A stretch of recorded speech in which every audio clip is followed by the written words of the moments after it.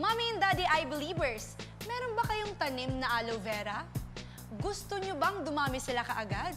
Nako, may life hack ako para dyan. At simple lang ang kailangan. Saging. Kumuha ng young aloe vera shoot o bubot ng aloe vera ito. Yan. Tapos gamit ang kutsilyo, kailangan nating humiwa ng maliit sa bandang gitna. Ayan. Ayan. Tapos, yung tamang-tama lang na makakapasok ang ating bubot ng aloe vera. Siyempre, huhukay tayo para meron namang spasyo ang ating aloe vera. Tapos kainin. Joke. Sorry. Tapos, ito na nga po yung bubot ng aloe vera. Ilagay po natin siya sa loob. Ayan.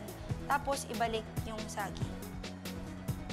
Ayan. Para ma-secure ang aloe vera. At after nga a few days, mga eye believers, magiging ganito na po siya. Ayan. Ito na po siya after a few weeks at makikita nyo naman na medyo kumapal na ang ugat nito. Medyo humaba nga siya, mga kapuso. Tingnan nyo naman.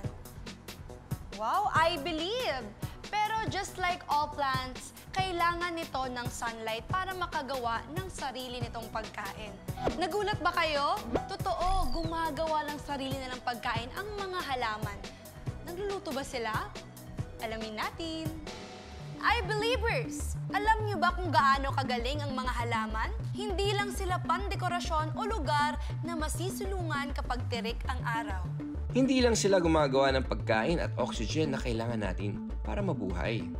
Pero naisip niyo ba bakit kulay berde ang mga puno't halaman? Yun kaya yung favorite nilang kulay? Fashionista! Dahil yan sa pag-absorb nila ng light at sa proseso ng photosynthesis. Photosynthesis ang proseso ng pagsagap ng halaman sa sikat ng araw, tubig at carbon dioxide para makagawa ng oxygen.